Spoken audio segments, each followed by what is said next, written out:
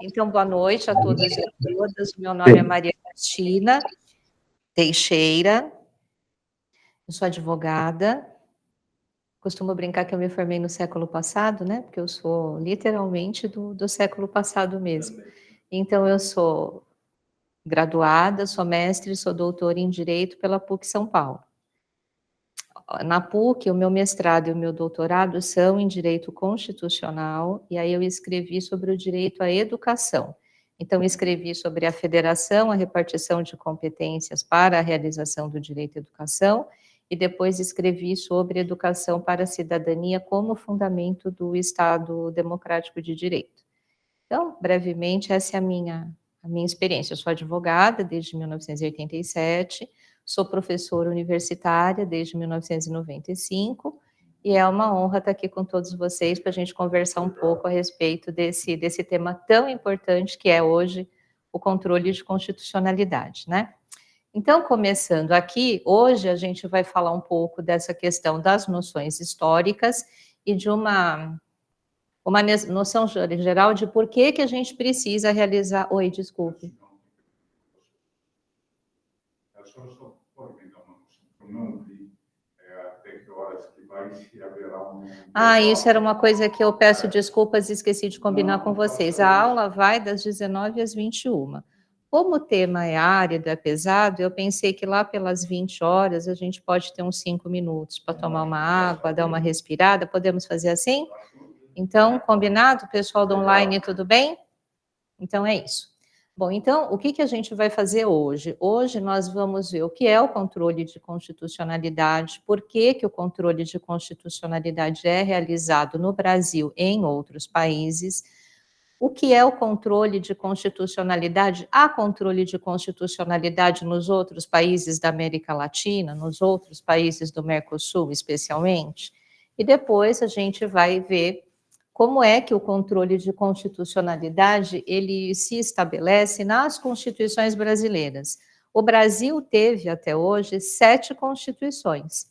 Se a gente considerar a emenda 1 de 69 uma emenda, então são 7, né? 24, 91, 34, 37, 46, 67 e 88. A emenda 1 foi importante? Foi, mas formalmente ela é uma emenda. Tem impacto no controle? Tem, a gente vai dar uma olhadinha aqui. Então, como é que o controle de constitucionalidade se coloca nas constituições brasileiras, especialmente na Constituição que nos rege hoje, que é a Constituição de 1988? Bom, então, olha lá. O que é o controle de constitucionalidade? Nós podemos dizer que o controle de constitucionalidade, ele é a verificação permanente da compatibilidade entre as leis e os atos normativos de um determinado Estado e a sua Constituição. Esse controle de constitucionalidade, ele tem pressupostos? Sim. Esse controle de constitucionalidade possui grandes modelos? Possui. Esses modelos, que são os modelos americano e europeu, esses modelos, eles são aplicados da mesmíssima forma como foram pensados? Esses modelos, eles se concretizam hoje em todos os estados como eles foram pensados pelos seus criadores, pelos formuladores iniciais das suas ideias? Essas são questões que a gente vai conversar. Bom, então aqui, quando a gente pensa na questão das leis e dos atos normativos, para que é que servem as leis e os atos normativos? Por que a gente tem lei? Por que a gente tem resolução? Por que a gente tem decretos, portarias, instruções normativas? Qual é a finalidade de nós vivermos num sistema onde existem leis e atos normativos?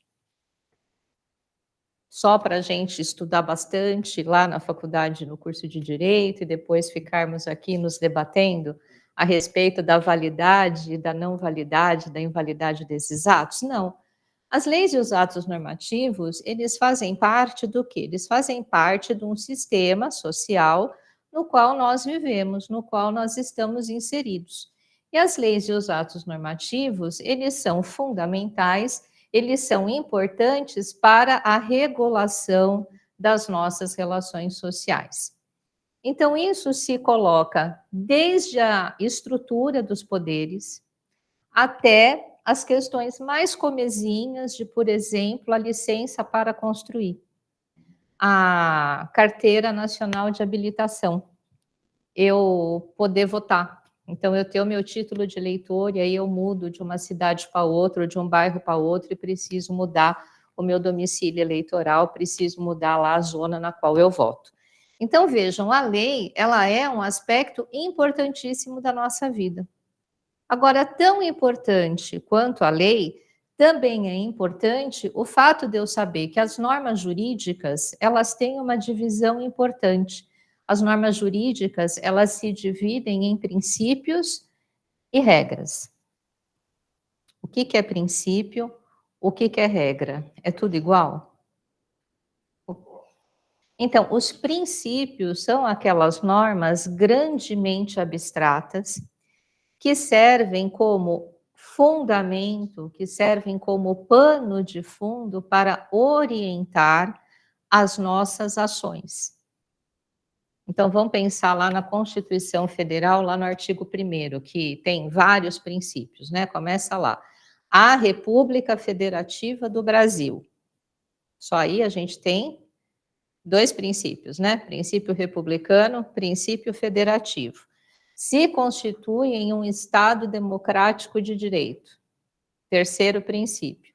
E se rege pelos seguintes princípios. Então, a gente tem lá a soberania, a cidadania, a dignidade da pessoa humana, os valores sociais do trabalho e da livre iniciativa, o pluralismo político. Então, vejam, os princípios, eles fundamentam as nossas ações. Eu me guio pelos princípios na minha conduta, vocês se guiam pelos princípios nas condutas de vocês? Hoje a gente usa muito e fala muito, que bom, né, que a gente fala muito e se preocupa muito, com a questão do princípio da dignidade da pessoa humana. Então, quando a gente olha para normas, quando a gente olha para comportamentos, quando a gente olha para condutas, às vezes a gente olha até para obras literárias, discursos, e a gente fala, olha, isso aqui fere o princípio da dignidade da pessoa humana. Então, eu tenho uma aplicação imediata dos princípios? Sim, eu tenho.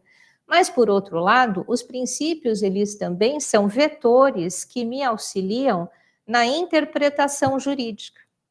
Eles são princípios que me auxiliam na interpretação jurídica e eles também são fundamentos para a elaboração de outras normas jurídicas. Que outras normas jurídicas são essas? Outros princípios e as regras. E o que são as regras? O que é uma regra? A regra é um comando para uma ação ou para impedir uma ação. Então, quando eu penso, por exemplo, né, para a gente ficar no direito constitucional, quando eu olho lá nos artigos das competências, quando eu olho lá nos artigos 21, 22, 23, 24 da Constituição, eu estou diante de regras. Recentemente, nós tivemos a questão da modificação do capítulo relacionado à tributação, não é isso? A última emenda, a 132, diz respeito à reforma tributária.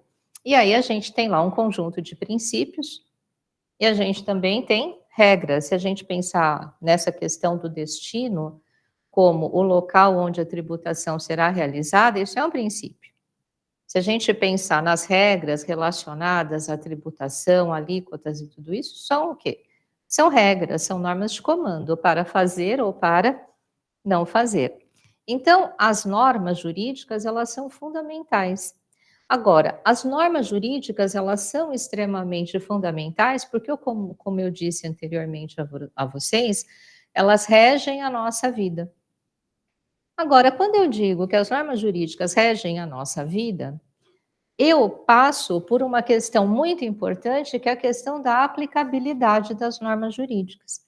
Para que eu possa dizer que uma conduta vai ser realizada ou não vai ser realizada, Eu preciso compreender a norma jurídica. Eu preciso entender o significado da norma jurídica para eu saber o que eu estou aplicando. Porque se eu desconhecer o significado das palavras, se eu tiver dúvidas a respeito do sentido da norma jurídica, eu não consigo fazer o quê? Eu não consigo me comportar nos termos daquilo que a norma jurídica estabelece. Então, para que eu possa aplicar a norma, eu preciso o quê? Eu preciso entender o seu significado. Então, quando eu falo em entendimento do significado da norma jurídica, eu estou me referindo à interpretação. Eu estou falando da hermenêutica.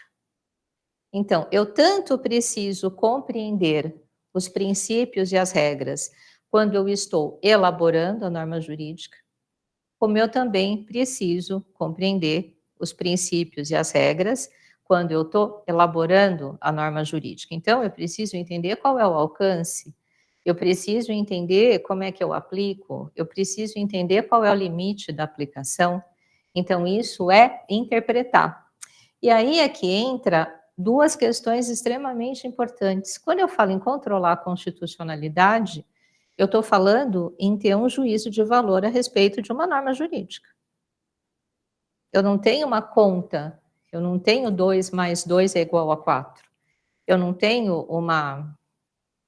A gente está falando de matemática aqui, né? A gente está falando de direito.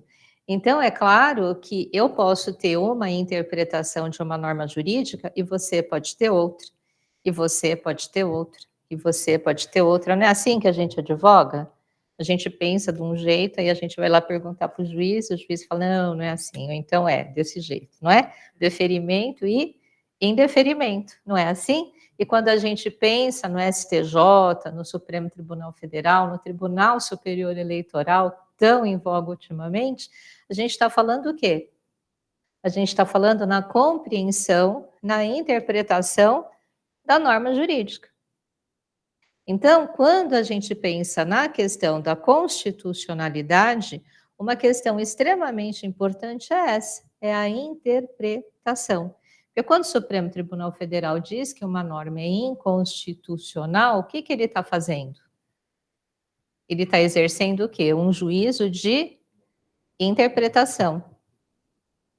Quando ele diz que a norma é constitucional, mesmíssima coisa, ele também está exercendo um juízo de interpretação.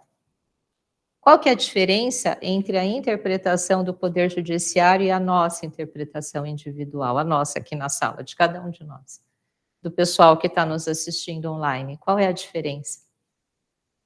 Principal.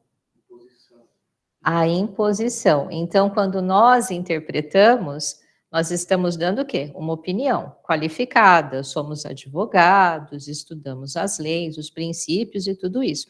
Podemos exercer juízos de valores qualificados. Mas a diferença é que os juízos de valores do Poder Judiciário, eles se tornam o quê? Obrigatórios, não é assim? E quando a gente fala em controle de constitucionalidade, especialmente na via concentrada, e quando a gente pensa no controle difuso, na repercussão geral e na súmula vinculante, isso tem efeito o quê? Para todo mundo. Não só erga omnes, mas também vinculante no caso da súmula. Se você puder. Muito obrigada, Alexandre. No caso da súmula vinculante. Tudo bem? Gente, se vocês estiverem com alguma dificuldade aí no online, podem falar comigo que eu vou me acertando aqui, tá bom? Essa é a câmera. Tudo bem? Estão conseguindo me ver? Estão conseguindo me ouvir? Gente, está conseguindo ver a professora? Tudo bem? Sim, tudo certo. Vocês têm alguma dúvida, gente, até aqui? Pessoal lá no online? Porque o pessoal aqui eu estou vendo, então fica mais fácil de eu perguntar. Vocês têm alguma dúvida? Não? Tudo certo? Então tá bom. Até aqui, gente, tudo bem? Falo muito depressa? Não? Então tá bom. Então, olha lá. Então, quando a gente fala que interpretar vale para elaborar e vale para aplicar, aí a gente pensa nos poderes do Estado, né? No poder legislativo, no poder executivo e no poder judiciário. Porque se a gente parar um pouquinho para refletir, os três poderes, eles gravitam em redor da lei. Um dos poderes elabora, os outros dois poderes aplicam. Então, eu tenho o poder legislativo, que tem a função típica de criar normas jurídicas, e a gente tem o poder executivo, que é aquele poder que aplica a norma jurídica o tempo inteiro, não é assim? Quando eu dou aula, eu costumo dizer para os meus alunos que quando a gente conversa com o poder executivo, a gente sai com uma norma para aplicar, né? Estou com uma dúvida aqui na declaração do imposto de renda. Vá lá no regulamento, na lei, artigo tal, inciso tal, a linha tal, né? Assim, vou tirar a carteira de habilitação. Todos os documentos estão lá na lei. Então, toda vez que a gente fala com o Poder Executivo, o Seabra Fagundes, que é um eminente jurista já falecido, ele dizia que o Executivo aplica diuturnamente a lei, ou seja, aplica a lei o tempo inteiro.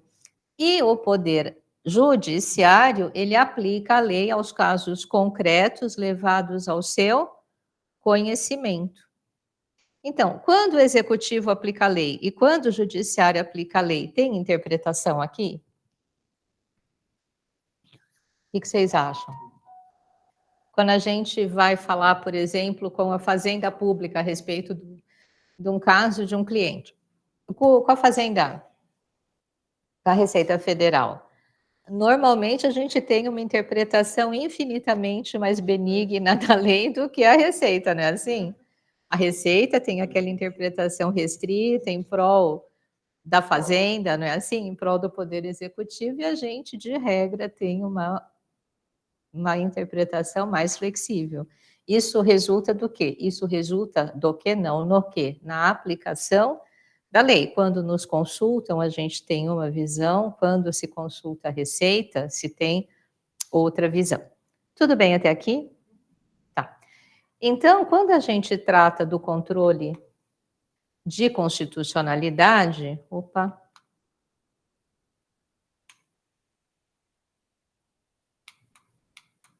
gente, vou pular um pouquinho aqui e vou falar. Oi, não coloquei aqui o coisa, faltou. Eu vou retificar e encaminho para vocês, mas eu vou falar de qualquer modo. Quando a gente fala do controle de constitucionalidade, então, a gente precisa considerar algumas questões. A primeira questão que a gente precisa considerar é a supremacia e a rigidez da Constituição. Vou escrever aqui. Então, a Constituição, ela é suprema e rígida. O que significa dizer que a Constituição é suprema? A Constituição é a lei mais importante do Estado. E por que a Constituição é a lei mais importante do Estado? Porque a Constituição, ela é fruto da vontade política da formação ou de um Estado ou da modificação da estrutura jurídica de um Estado, não é assim? Quando eu falo da primeira Constituição, eu estou falando da formação de um Estado. Quando eu falo das constituições posteriores, eu estou dizendo que aquele Estado, aquele conjunto de pessoas, decidiu fazer o quê? Decidiu modificar a sua estrutura, ou que alguém deu um golpe e foi lá e impôs uma Constituição. É a questão da Constituição democrática e da Constituição outorgada, não é assim?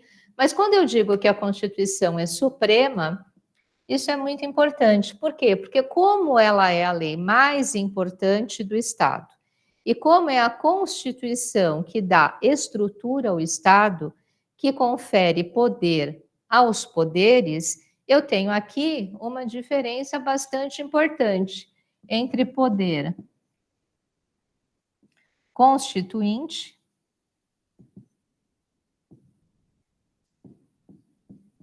e poderes constituídos.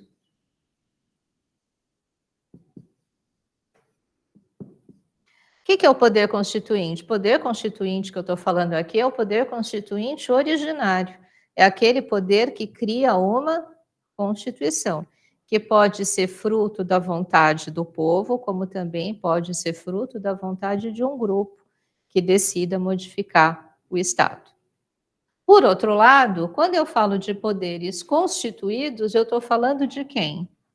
Eu estou falando de executivo, legislativo e judiciário, porque esses poderes, eles têm o seu poder, a sua estrutura, a sua competência estabelecidas onde? Na Constituição Federal. Então, vejam, a Constituição é suprema porque ela deve ser obedecida por todos. Ela deve ser obedecida pela sociedade, mas ela também deve ser obedecida pelos poderes. Que problema, né, para a gente resolver aqui? Por isso que a interpretação é tão importante. Por quê? Porque quando a gente fala de Constituição Suprema, eu estou dizendo que aqueles 230 artigos que tem lá no texto de 1988 são os mais importantes do ordenamento jurídico brasileiro. Mas a interpretação desses 230 artigos é uniforme? Não é. Então, vejam, quando eu digo que a Constituição é suprema, eu estou dizendo que ela é extremamente importante. Ela é a mais importante, mas alguém precisa dar voz para a Constituição.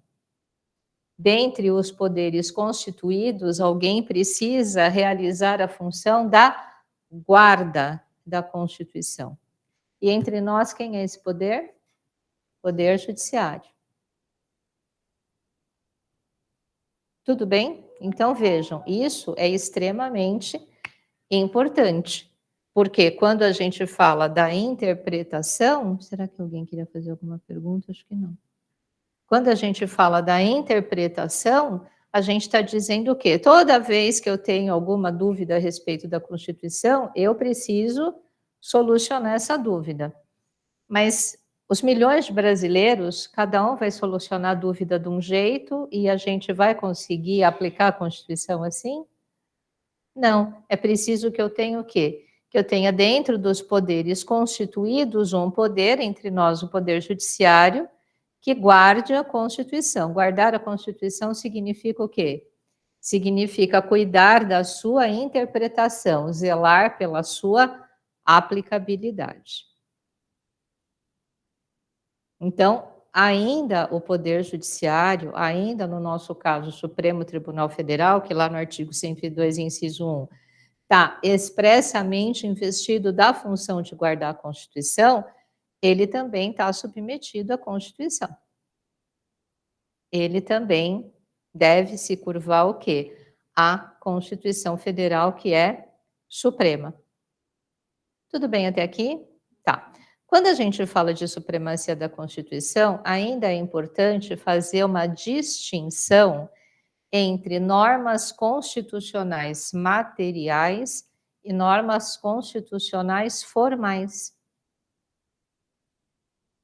Quantos artigos eu disse a vocês que tem na Constituição? 230, né? Todos esses assuntos que estão na Constituição precisariam necessariamente estar na Constituição? Não, por quê? Ela já falou não.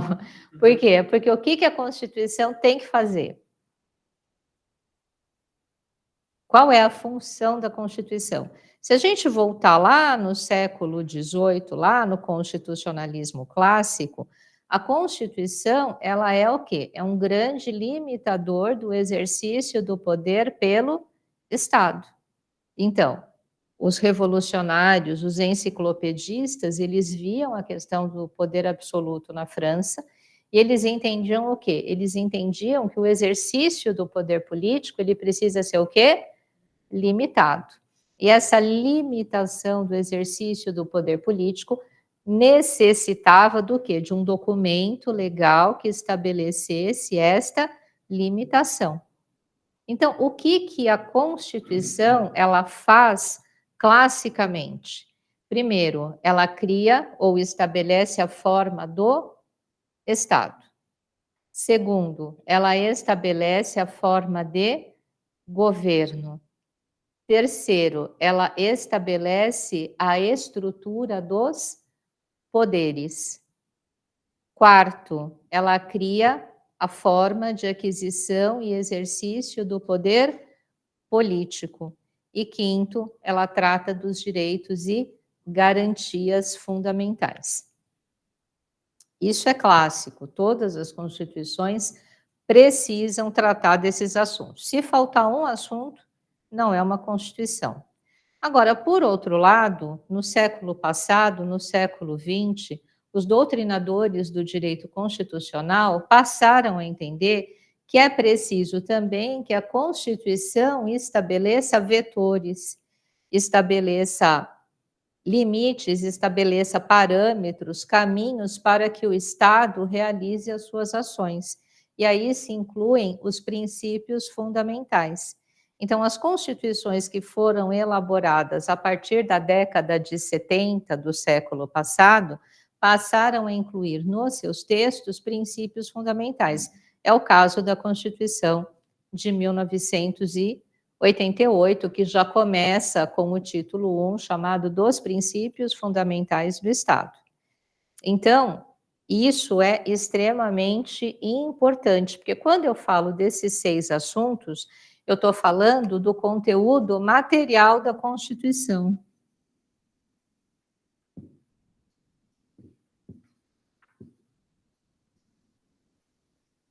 Ou das normas materialmente constitucionais. Essas precisam estar na Constituição.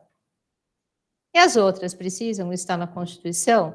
Não, as outras não precisavam estar na Constituição, mas a partir do momento que o Constituinte de 1985, 86 e 87 decidiu incluir todas as outras normas na Constituição, esse conteúdo não material é o conteúdo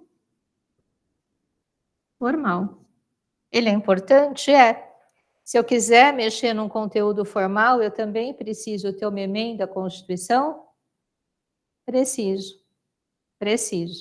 Agora, o conteúdo material é aquele conteúdo indispensável à Constituição. Então, quando a gente fala dessa questão da interpretação, de regra, as pessoas focam muito mais no conteúdo material do que no conteúdo formal. Se a gente lê o jornal todo dia, o que dá problema, o que dá discussão, o que dá conflito de interpretação não é o conteúdo formal, é o conteúdo material. É esse que costuma dar problema. E por que é assim? Porque todos nós, só um minuto, porque todos nós somos pessoas extremamente politizadas, estamos sempre atentos?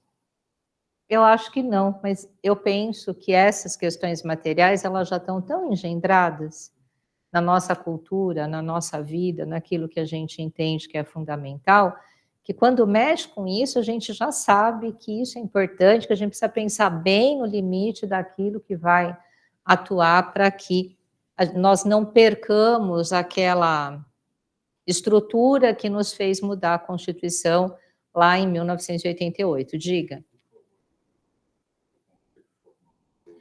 As normas constitucionalmente formais são aquelas que o constituinte originário, ele entendeu que deveria inserir no conteúdo da Constituição, embora essas normas não digam respeito àquele conteúdo material. Lembra daqueles 6 assuntos que eu disse? Vamos pensar aqui, ó.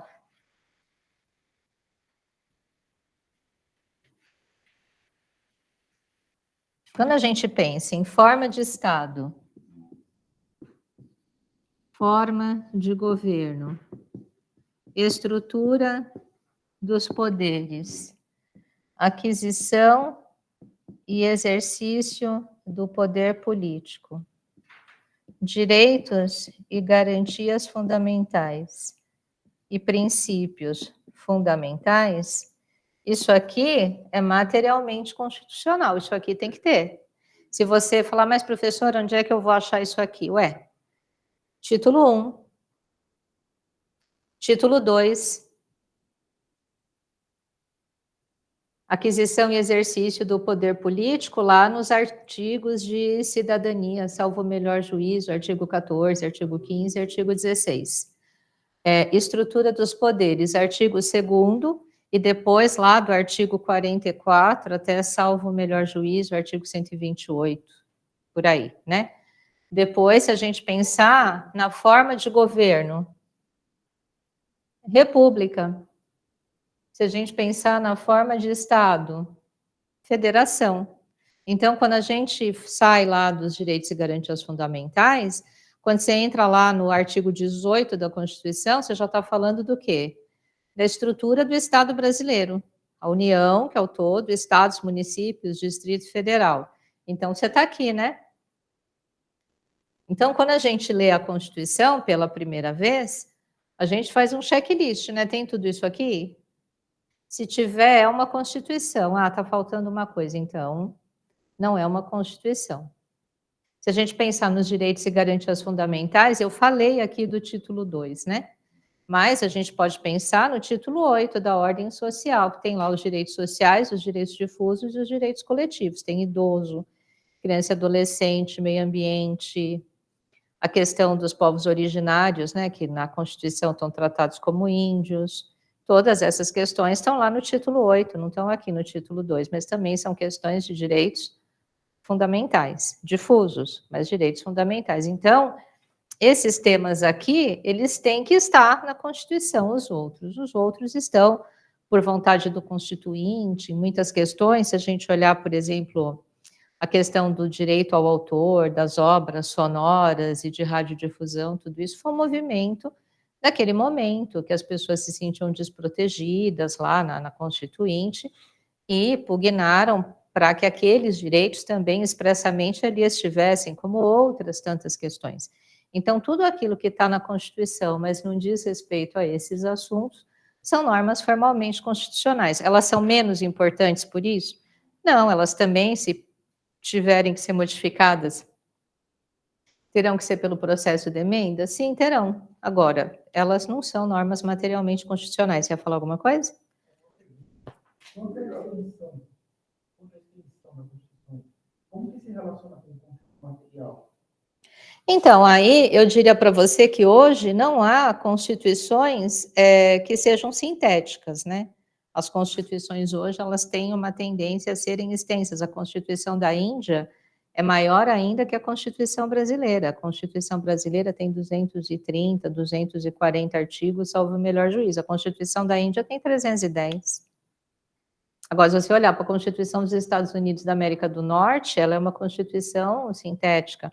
Você vai falar, professor, então lá a Constituição era ótima, mas a Constituição dos Estados Unidos é do século XVIII.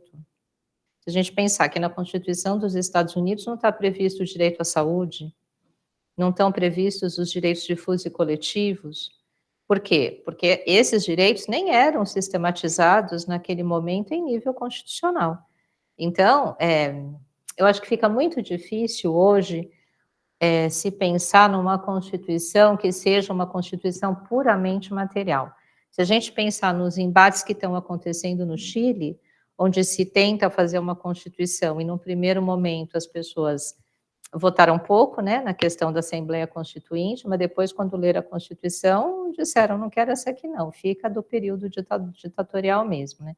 E agora está-se novamente discutindo essa questão da Constituição, porque a sociedade ela vai ficando muito complexa. Então, há problemas hoje que se a gente falasse lá para o constitucionalista da Revolução Francesa do século XVIII, ele ia dizer, imagina, isso nunca vai acontecer, imagina, proteção de dados, não é? Hoje a gente tem o direito fundamental à proteção de dados, lá no artigo 5º. Então, a questão da tributação tão sofisticada, do direito à saúde, tudo isso, são questões, a gente pensava em direito à saúde, a gente pensava em direito à vida, a gente pensava em direito à educação, mas não com essa sofisticação que a gente tem hoje, que é própria do nosso tempo. Então, não dá, eu acredito que hoje seria muito difícil a gente ter uma Constituição sintética.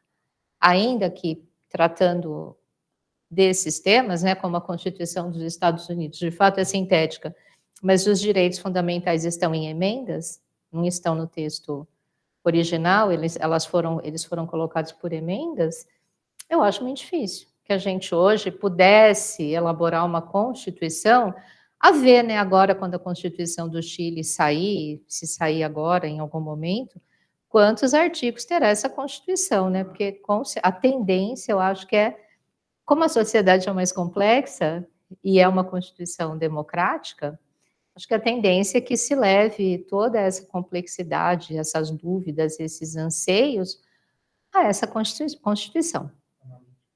Sim, eu acho muito difícil que a gente tenha constituições sintéticas hoje. Acho que a tendência é que a gente tenha mais constituições extensas. Tudo bem? Alguma dúvida? Não? Então, olha lá. Então, com relação à supremacia, me parece que essas questões são as mais importantes. Agora a gente vai falar da irmãzinha da supremacia, que é a rigidez constitucional. O que significa dizer que uma Constituição é rígida? O processo de modificação da Constituição, ele é mais sofisticado, ele deve ser mais trabalhoso, ele deve promover mais dificuldades para que a Constituição seja modificada do que a elaboração e a modificação da legislação ordinária. Então, uma Constituição Suprema, ela necessariamente precisa ser rígida. Por quê? Porque se eu tiver uma Constituição de fácil modificação, a supremacia fica comprometida, né? Se eu tiver uma Constituição tão possível de modificar quanto a legislação ordinária, eu não tenho aqui nenhuma diferença entre a legislação ordinária e a Constituição. Vocês vão falar, professor, exemplo da Inglaterra, mais ou menos. Porque lá na Inglaterra, a gente não tem uma Constituição, mas a gente tem leis materialmente constitucionais. O que são leis materialmente constitucionais? São as leis que tratam desses temas aqui. Então, o Reino Unido não tem um documento chamado Constituição. Tem Suprema Corte, né? Nem a gente. Não tem. Tem uma casa ali que equivaleria a Câmara Alta e a Câmara Baixa, então. Mas na Inglaterra, né, no Reino Unido, de modo geral, o que acontece? Me parece que nos países de common law, o que acontece é que a sociedade, o povo, eles têm essa noção de que isso aqui é muito importante. Então, me parece que a interpretação, ela acaba sendo uma interpretação, é possível, tem um artigo que saiu na Revista de Informação Legislativa já há alguns anos, eu amanhã posso encaminhar vocês, se vocês tiverem interesse, de um juiz, acho que era um juiz, um promotor, agora eu não vou lembrar quem era não, e ele traz exatamente essa questão, né? Porque como a gente pensa no controle difuso de constitucionalidade como tendo o seu berço nos Estados Unidos, a gente olha, né? Quando a gente está estudando essa questão, a gente fica pensando, mas como é que é um país que surgiu da common law, porque os Estados Unidos surgiu de 13 colônias inglesas, né? Como é que eles têm um controle de constitucionalidade que é berço, que é modelo, para o controle difuso de constitucionalidade? Eu penso que essa é muito mais uma questão da sociedade mesmo, da civilização. E nesse artigo que eu estou dizendo a você, o autor ele faz assim algumas observações bem importantes a respeito do Reino Unido. Eu vou encaminhar amanhã e peço que a secretaria encaminhe vocês. Podemos fazer assim? Então tá jóia. Então, quando a gente pensa na questão da rigidez constitucional, evidentemente que quando se abre a Constituição, ela não diz para você que ela é rígida, né? Mas a gente vai fazer o quê? A gente vai interpretar. E quando a gente lê a Constituição, e a gente chega lá no artigo 60 da Constituição, lá no processo legislativo, a gente percebe que modificar a Constituição é um processo legislativo mais difícil do que criar uma lei complementar, do que criar uma lei ordinária, do que criar uma medida provisória, né? Está lá na Constituição Federal, no artigo 60. Então, desde lá da iniciativa, que é uma iniciativa qualificada, uma iniciativa privativa, só pode ser o presidente da República, a mesa da Câmara ou do Senado, e mais da metade das assembleias legislativas, até a questão da votação, o impedimento de votar, se houver intervenção federal, o estado de defesa, o estado de sítio, o fato de uma matéria que for rejeitada só poder ser apresentada de novo no próximo período, enfim, é um processo legislativo difícil. Apesar do processo legislativo difícil, é preciso lembrar que a Constituição Federal já tem 132 emendas, né?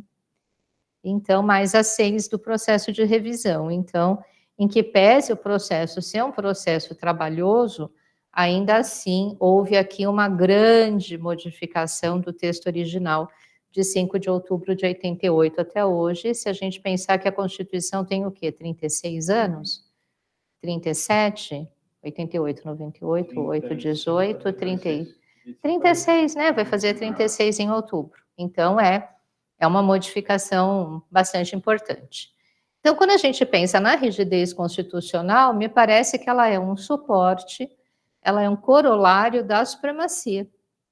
Então, ela é a mais importante para que eu garanta mesmo que ela se mantenha neste patamar, eu tenho um processo de modificação mais difícil.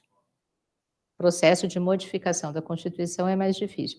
Mais difícil, inclusive, com relação aos temas, porque não é tudo na Constituição que eu posso mudar. Eu tenho a questão das chamadas cláusulas pétreas, a forma federativa, a separação dos poderes, o voto direto, secreto, universal e periódico, e os direitos e garantias. Então, esses temas não podem ser objeto de emendas. Vocês vão falar, nossa, professora, mas há discussões no Supremo a respeito da reforma trabalhista, a respeito da reforma da Previdência, é verdade. E aí, volta a questão da interpretação. Quando essas emendas, que são objeto de ações no Supremo Tribunal Federal, tiverem as suas ações decididas, a gente vai entender qual é a dicção, qual é a interpretação do Supremo Tribunal Federal a respeito dessas modificações. É possível mudar? Nos termos que foi modificado? Não é possível mudar? As emendas são constitucionais ou são inconstitucionais? Já houve emendas no Brasil consideradas inconstitucionais? Já houve. Porque o único poder que não pratica inconstitucionalidades é o poder constituinte originário, é aquele que cria a Constituição. Agora, o poder constituinte derivado reformador, aquele que é utilizado aqui no artigo 60 da Constituição, ele tem limites, ele tem condicionamentos, ele tem as suas circunstâncias limitadoras. Então, aqui eu posso ter uma questão de inconstitucionalidade. Tudo bem? Tá. A terceira questão importante é a questão da competência. Quem pode realizar controle de constitucionalidade? Então, quando a gente pensa, amanhã a gente vai falar sobre os momentos de realização do controle, né? Então, quando a gente fala no controle preventivo, dentro da estrutura do direito brasileiro, o controle preventivo, ele pode ser realizado pelo executivo, pelo legislativo e pelo judiciário. Então, a gente tem a questão das comissões de Constituição e Justiça, que se o tema, a matéria do projeto de lei foi inconstitucional, a CCJ arquiva. A gente tem a questão do Poder Executivo quanto ao veto, não é? O veto jurídico é o veto a respeito da inconstitucionalidade, não é assim? O presidente da República, ele pode vetar projeto de leis por 2 fundamentos. O fundamento político, que é a contrariedade ao interesse público, o fundamento jurídico, que é a inconstitucionalidade. E ele tem que motivar. E aí, o Congresso Nacional deverá se debruçar sobre o veto e poderá fazer o quê? Poderá derrubar o veto. Então, por quê? Bom, porque a função de legislar, como a gente viu agora há pouco, é uma função do poder legislativo. Então, a Constituição diz, o presidente da República, o Poder Executivo, pode vetar, mas quem vai se pronunciar em última instância a respeito do veto é o Poder Legislativo. E a gente também tem o Poder Judiciário quando a gente pensa em assegurar o direito das minorias. Então, quando as minorias parlamentares percebem ou entendem que o devido processo legislativo não está sendo observado, elas podem impetrar mandado de segurança no Supremo Tribunal Federal. E aí o Supremo Tribunal Federal não vai dizer ao Poder Legislativo como legislar, mas ele poderá suspender o processo até que aquela dúvida seja sanada. Ele poderá suspender o processo legislativo até que aquela dúvida seja sanada. Então, a gente tem o controle preventivo e a gente tem o controle repressivo. No Brasil, o controle repressivo é realizado pelo Poder Judiciário. Então, a gente tem duas formas de controle: o controle difuso e o controle concentrado. Ah, é assim em todos os países? Não é assim. Na Argentina só tem difuso, na Bolívia tem difuso e concentrado, nos Estados Unidos só tem difuso, tem países que misturam, como nós, tem um modelo misto, mas aqui no Brasil a gente tem controle difuso e controle concentrado. Agora, ambas as formas de controle são realizadas pelo Poder Judiciário. Qual que é a diferença entre um e outro? Hoje, amanhã, a gente vai ver isso com mais vagar. É que no controle difuso, eu tenho lide.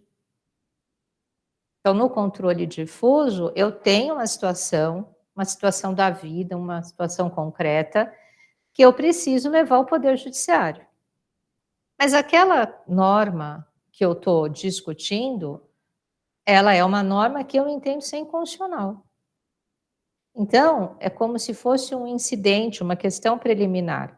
Eu peço ao juiz que se manifeste a respeito da constitucionalidade ou da inconstitucionalidade daquela norma, para que ele defira ou indefira o meu pedido.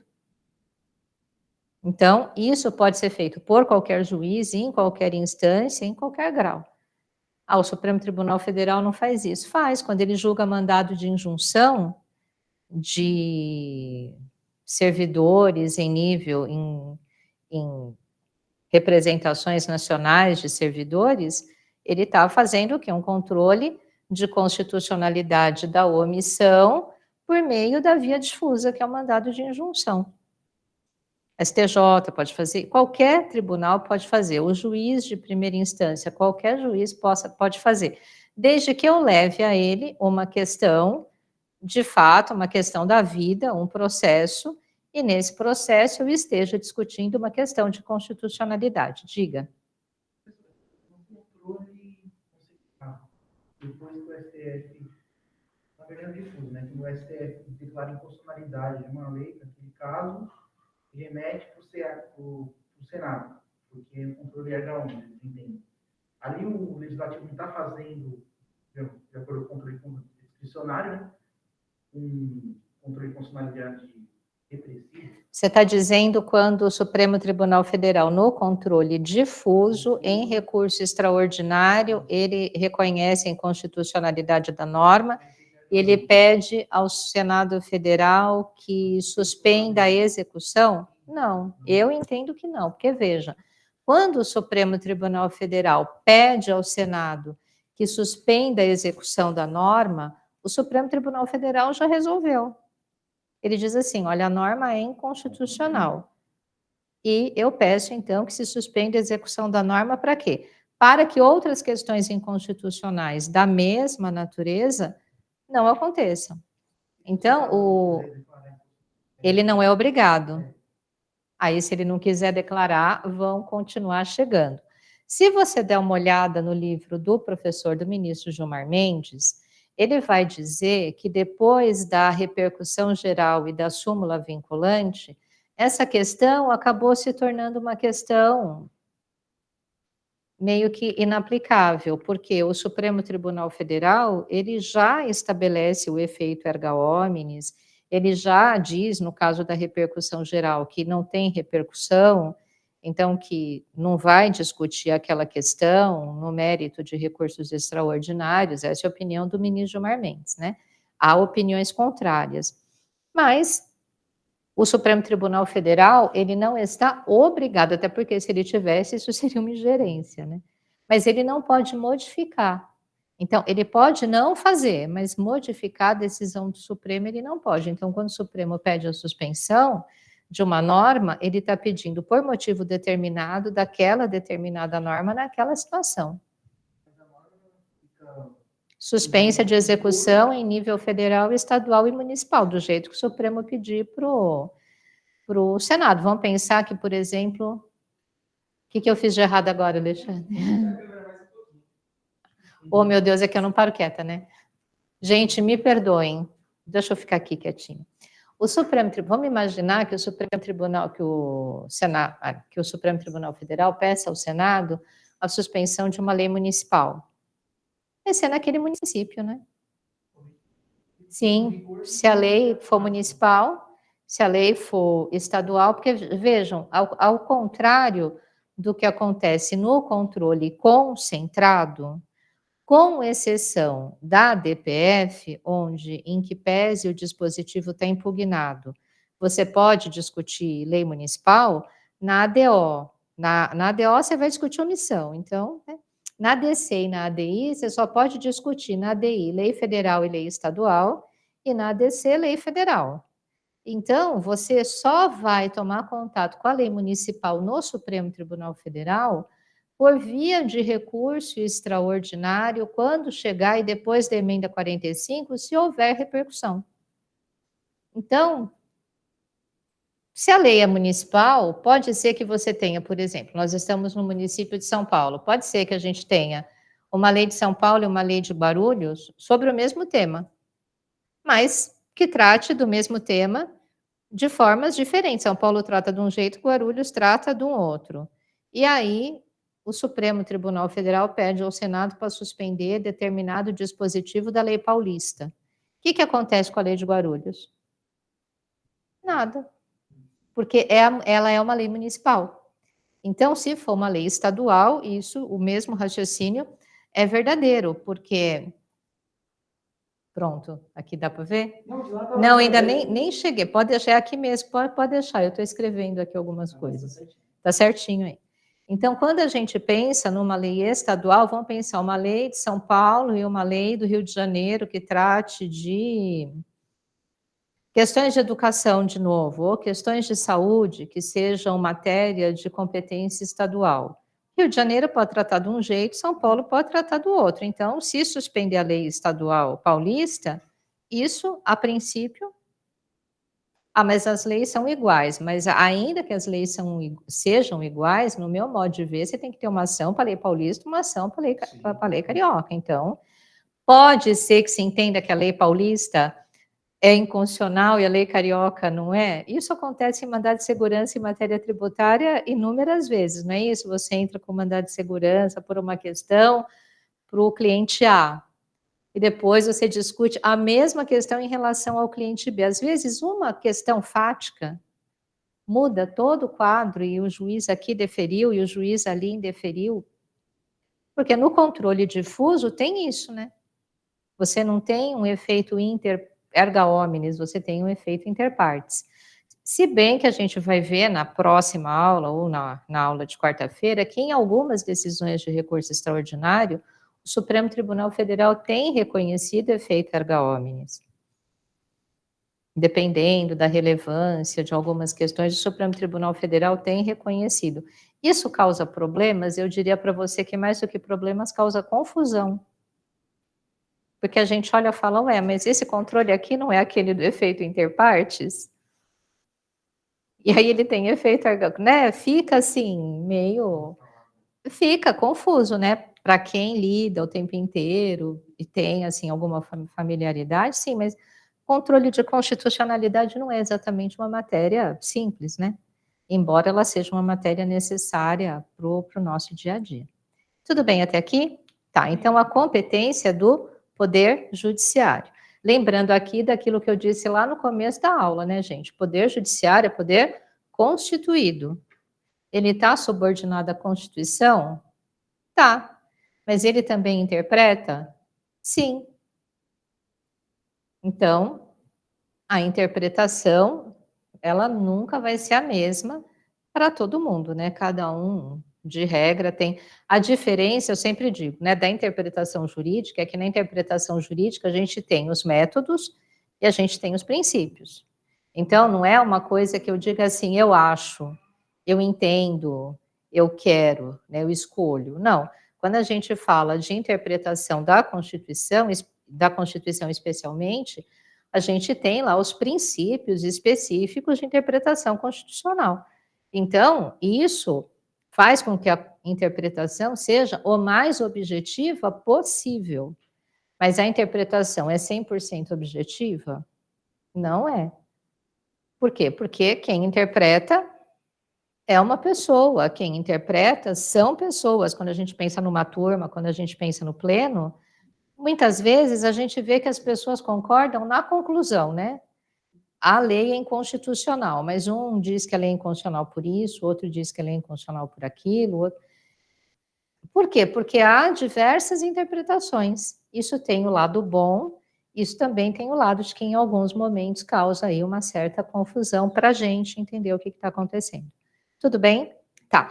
E a última observação que eu gostaria de fazer a vocês é que a declaração de inconstitucionalidade, ela é uma medida excepcional.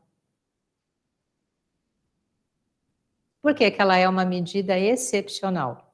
Porque quando a gente estuda hermenêutica, não tem um princípio lá na hermenêutica que diz da presunção de constitucionalidade das leis? Então, quando uma lei entra em vigor, a gente não cumpre ou descumpre porque a gente interpreta. A gente cumpre porque a lei entrou em vigor e a gente presume que a lei é o quê? É válida, que a lei é constitucional. Então, a gente cumpre. É presumivelmente constitucional. Então, imagina se houvesse uma presunção de inconstitucionalidade para tudo. Isso geraria uma insegurança jurídica de proporções bíblicas, né? Homéricas. Então, declarar, reconhecer que uma lei é inconstitucional é uma coisa muito séria. Por quê?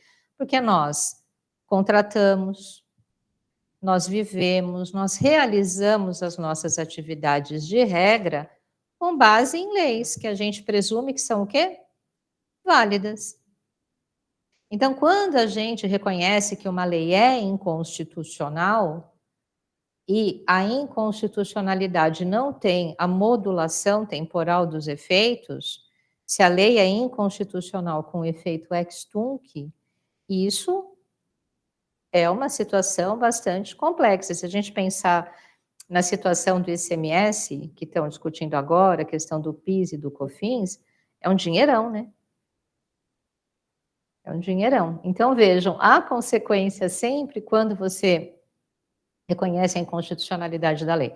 Eles vão falar, professor, então você está dizendo que a gente não deve reconhecer a inconstitucionalidade da lei. Não, eu estou dizendo que precisa reconhecer quando há inconstitucionalidade, mas que as leis, elas também, né, por um outro lado, a outra face desse princípio é que as leis precisam ser bem elaboradas, para que eu também não tenha dúvida toda hora.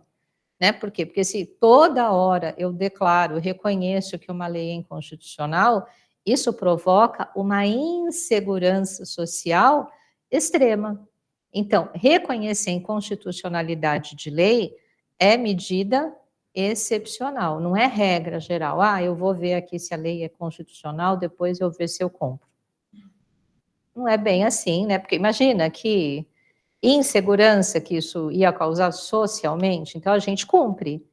E aí, quando eu entendo que a lei é inconstitucional, eu posso descumprir porque eu resolvi que eu vou descumprir, ponto, acabou?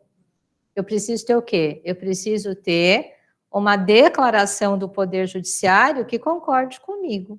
Então, voltando aqui no mandado de segurança em matéria tributária, né, o ícone do controle difuso de constitucionalidade.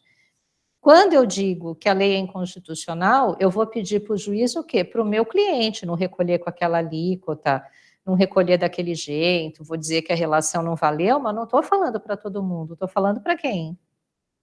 Falando para ele. E aí, quem é que não vai cumprir naqueles termos? Vai cumprir ou do jeito que eu pedi, ou do jeito que o juiz entender? O meu cliente.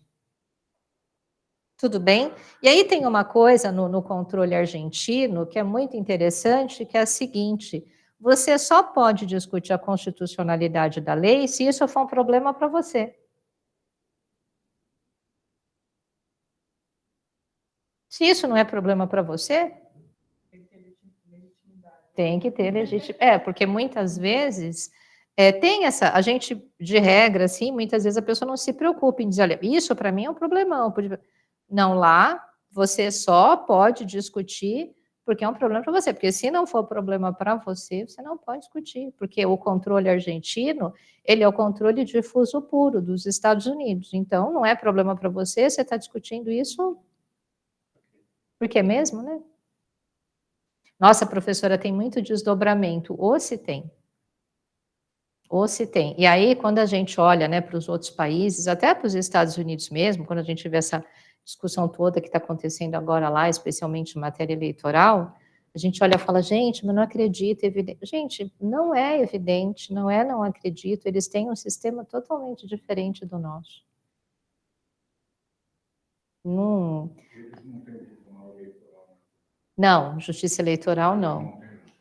Então, assim, muitas vezes, conhecer como as outras pessoas resolvem os seus problemas, aí pensando no direito comparado, nos ajuda muito a entender as questões, né, as nossas e as dos outros, né? Porque muitas vezes a gente parte do princípio que existem problemas que são problemas no nosso contexto, no nosso conteúdo, na nossa situação histórica e social, mas não nas outras. Beleza? 5 minutinhos para a gente tomar um café? Então tá joia. Gente, tudo bem? 5 minutos para a gente tomar um café?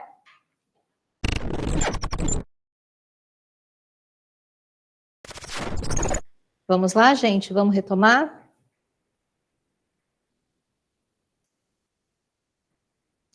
Gente, até aqui ficou tudo bem? Tudo certo? Nenhuma dúvida? Eu pedi para dar uma desligada, tá? Porque eu vi que estava todo mundo assim. Nossa, o semestre passado eu fiquei com problema de garganta, porque você ia dar prova ou ia dar aula, a sala parecia um iglu, né? Você saía da sala, aí fica difícil, né? A gente fica ruinzinho. Vamos lá.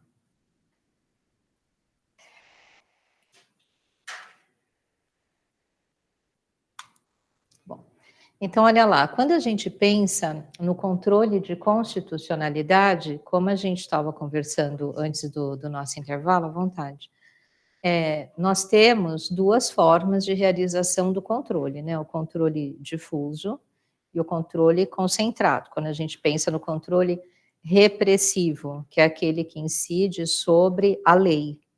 Então, vamos formular o raciocínio certinho, né? Então, vejam bem, antes do intervalo, a gente estava falando a respeito do controle de constitucionalidade quanto ao momento da sua execução, o que a gente vai retomar amanhã. Então, quanto ao momento de execução, o controle ele pode ser preventivo ou repressivo. Então, o controle preventivo é aquele controle que se realiza sobre projetos de lei, que é realizado ou pela CCJ, né, no caso do Poder Legislativo, ou no Poder Executivo por meio do veto, ou no caso do Poder Judiciário, como eu disse a vocês, quando há mandado de segurança a respeito do cumprimento do devido processo legislativo. Isso é o preventivo. O nosso foco aqui no curso é o controle repressivo. Então, o controle repressivo, ele tem como objeto as leis e atos normativos que estão em vigência. Então, quando a gente pensa no controle repressivo, a gente tem o controle concentrado e o controle difuso. Na primeira parte da aula, eu falei para vocês que no controle difuso há lead, né? Já dei um spoiler, né? Então, lá no controle difuso, eu tenho uma situação concreta, um processo de um cliente, lá no empresarial, no tributário, lá na Justiça Federal, um processo que eu vejo, um mandado de segurança, uma ação popular, uma ação civil pública, a lead. Eu tenho ali uma questão da vida onde há um interesse resistido, onde alguém quer ter razão. Então, no controle repressivo pela via difusa, eu tenho o quê? Eu tenho uma questão que eu quero resolver. Agora, para que eu possa resolver essa questão, quando eu digo questão que eu quero resolver, eu estou falando um processo, uma ação, uma situação da vida. Agora, para que eu possa resolver essa questão, eu estou discutindo que aquela lei que se aplica ao caso é inconstitucional ou constitucional, né? Mais difícil, porque se é constitucional, eu não tenho o que discutir. Eu estou discutindo que a lei é inconstitucional. E para que o juiz defira o meu pedido, ele tem que concordar comigo, não é isso? Porque se ele disser que a lei é inconstitucional, ele vai dar provimento ao meu pedido. Se ele disser que a lei é constitucional, perdi. Então, no controle difuso, eu posso ter mandado de segurança, eu posso ter ação popular, eu posso ter ação civil pública, eu posso, em tese, ter qualquer ação. Agora, no controle concentrado, não tem lead. Por quê? Porque eu não tenho nenhum interesse resistido. Eu não quero demonstrar que aquela lei é um problema para mim, na minha situação concreta.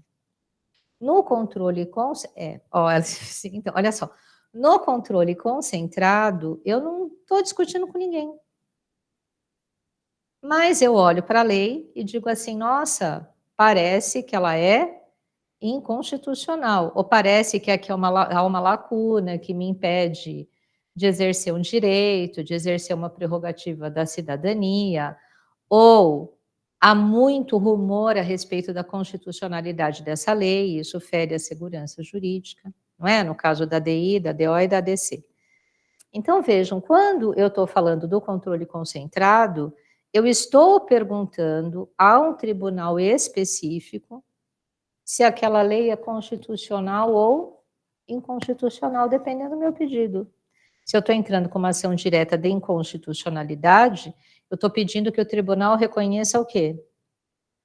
A inconstitucionalidade. Se eu estou entrando com uma ação declaratória de constitucionalidade, eu estou pedindo que o tribunal reconheça o quê? A constitucionalidade. Mas eu não estou discutindo com ninguém. Eu estou pedindo ao tribunal que diga, é constitucional, inconstitucional, se for inconstitucional, a partir de quando que esses efeitos do reconhecimento da inconstitucionalidade vão se operar, é desde o início da vigência, é a partir de uma determinada data agora, ou a partir de uma determinada data pró-futuro, como é que isso vai acontecer? Então, lá no controle concentrado, que vocês vão ver com a professora Aline, não tem lead, não tem interesse resistido. Agora, aqui no controle difuso, sempre tem, porque eu tenho uma questão da vida que eu estou discutindo, e para aquela minha questão, falar de constitucionalidade ou inconstitucionalidade é necessário para resolver o meu problema. Estava conversando agora no café com o colega, e ele estava falando que ele lida com o empresarial, né? Então, agora, ele vai discutir muito questão de reforma tributária. Mas ele não tem legitimidade para o controle concentrado, porque a legitimidade do controle concentrado é uma legitimidade privativa, só as pessoas do 103, incisos 1 a 9, é que podem propor as ações. Não é todo mundo, né? Só aquelas pessoas que estão ali no artigo 103, incisos 1 a 9. Agora, aqui, as pessoas que se sintam prejudicadas poderão discutir a questão da constitucionalidade. Tudo bem? Tá. Então, o berço do controle difuso de constitucionalidade, ou do controle de constitucionalidade, é os Estados Unidos da América.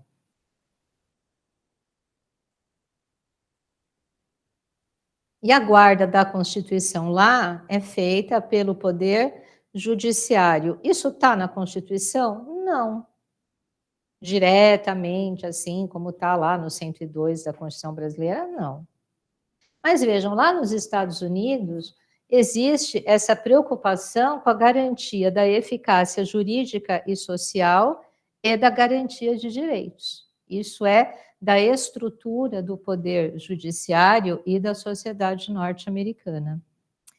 E ninguém falava disso assim diretamente, até que lá, mais ou menos em 1800 e alguma coisa, aconteceu um caso muito importante que todo mundo vai achar em manual de direito constitucional, vocês já devem ter visto isso na graduação, que é o caso Marbury versus Madison.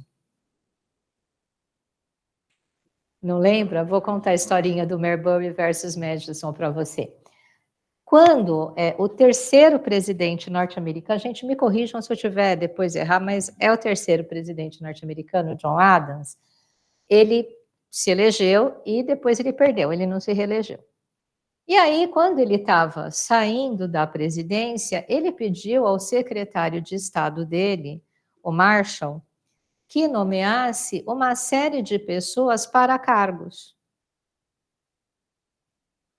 públicos naquele momento. Guardem o nome, Marshall. Aí foi lá uma confusão, não deu para nomear todo mundo antes do John Adams sair, e aí o Jefferson, salvo o melhor juízo, assumiu a presidência, e aí as pessoas não foram nomeadas. Entre essas pessoas que não foram nomeadas pelo secretário de Estado, que na época já era o Madison, que suspendeu, o presidente eleito suspendeu as nomeações, esse Madison não nomeou, né? Não podia nomear, não nomeou. Então, as nomeações foram suspensas, tinha um senhor, o Marbury, que tinha sido nomeado para um cargo de juiz de paz, que ele não pôde assumir. Por quê? Porque a nomeação não foi feita. E aí ele foi discutir essa questão de que ele tinha direito à nomeação. Essa questão foi parar na Suprema Corte, nas mãos de um juiz chamado juiz John Marshall. E aí o John Marshall decidiu da seguinte maneira: o Marbury tinha direito à nomeação, foi nomeado, né? Houve lá a indicação do nome, ele tinha direito à nomeação, mas a nomeação não podia ser realizada porque a Constituição norte-americana não dava essa competência ao Poder Executivo. Então, o Executivo não podia fazer aquilo que a Constituição não lhe dava competência para realizar. Então, esse foi um caso no qual a Suprema Corte norte-americana, por meio desse juiz, o Marshall, disse que não era possível se aplicar, no caso concreto, uma norma que feria a Constituição, nesse caso, uma norma de competência. Evidentemente que se a gente olhasse para a situação hoje, a gente ia dizer que o Marshall era suspeito, que ele estava impedido, mas naquele momento, nada disso foi, evidentemente, discutido. Vejam, cada situação tem o seu tempo, né? Cada situação acontece num determinado momento histórico. Mas a partir daqui é que se estabeleceu o marco inicial para o controle difuso de constitucionalidade. E nos Estados Unidos não há controle concentrado, o controle lá é difuso. Você leva à Suprema Corte a situação concreta, dizendo se aquela situação é constitucional ou não é constitucional, é constitucional ou é inconstitucional. E a Suprema Corte decide a questão com efeito inter partes. Então, controle difuso. Esse é o modelo norte-americano. Bom, na Europa, especialmente na Áustria e na Alemanha, a gente tem um outro velho conhecido nosso da teoria pura do direito, Hans Kelsen, né? E o Hans Kelsen, ele diz que é preciso que a constitucionalidade das leis e dos atos normativos sejam reconhecidas em geral. Por quê? Porque reconhecer individualmente não traz segurança. Reconhecer individualmente pode gerar questões de natureza pessoal. Então, é melhor que o Tribunal Constitucional decida essas questões para todos. É o Kelsen também, que depois vai fazer diferenças muito importantes a respeito de controle de constitucionalidade, que a gente lê muito na jurisprudência do Supremo Tribunal Federal, que é a questão de reconhecimento da nulidade da lei, que não é uma decretação, é uma declaração. Por quê? Porque quando eu digo que uma coisa é nula, eu não estou modificando o estado das coisas, eu estou reconhecendo um estado que já existia. Ah, professora, mas eu reconheci hoje, mas o estado existia há 20 anos. Então, mas se ele existia, quando eu digo que ele existe, eu estou fazendo o quê? Eu estou mudando o estado das coisas? Não, eu estou fazendo o quê? Eu estou reconhecendo uma situação que já havia. Não é isso? Ah, então, mas aí os efeitos. Então, mas uma coisa é o reconhecimento, outra coisa é o efeito que isso vai ter. Na primeira parte da aula, eu falei do exemplo do ICMS, do PIS e do COFINS. Veja, se eu digo que uma coisa é nula, se eu reconheço que uma situação é tão defeituosa que não é possível resolver, que não é possível consertar, é nulo, não é? Agora, eu posso estabelecer o quê? Uma data, um prazo, um período, a partir do qual essa minha declaração passa a surtir efeito. Professora, mas o certo é desde o início. Sim, o certo é desde o início, mas em muitas situações, como diz lá a Lei 9868, é preciso você reconhecer o interesse social, é preciso você reconhecer o interesse econômico, é preciso você sopesar essas questões e estabelecer a chamada modulação temporal dos efeitos. Então, eu digo, olha, de verdade era nulo, mas eu vou reconhecer o efeito a partir de hoje, a partir de 6 meses para frente, ou a partir de 2 anos para trás, enfim, aí é o tribunal que vai discutir, professora, mas às vezes essas situações não são justas. Então, aí é aquela questão da interpretação, estão lembrados? A gente não está exercendo um juízo aqui de certo e errado, a gente está estabelecendo o que? A questão do método, a questão do princípio, a questão do fundamento, até porque, lembrando aqui uma pergunta que você fez agora há pouco, e que eu brinquei, né, com vocês no começo da aula, a diferença é que quando o Poder Judiciário estabelece, essa decisão vale erga omnes, vale inter partes, tem uma validade que a nossa decisão pessoal, que a nossa interpretação pessoal não tem.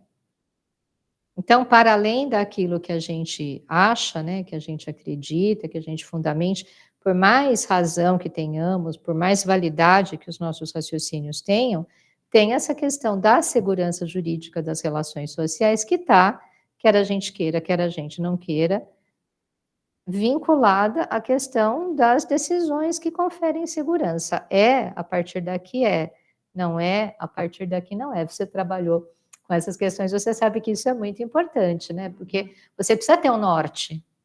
Muitas vezes a gente não concorda com esse norte, mas você sabe que é isso.